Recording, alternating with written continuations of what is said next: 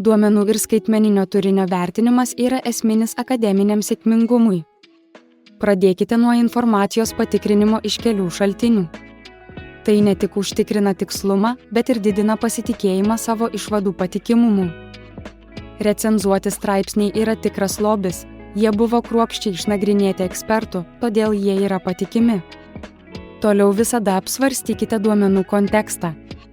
Paklauskite savęs, kaip jie buvo surinkti ir ką jie reiškia.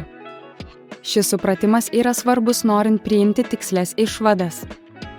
Norėdami išlaikyti tvarką, pridėkite metaduomenis prie savo failų.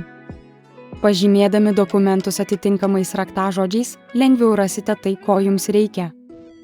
Aiški aplanko struktūra dar labiau pagerina šį procesą. Ir nepamirškite apie failų sinchronizavimo įrankius.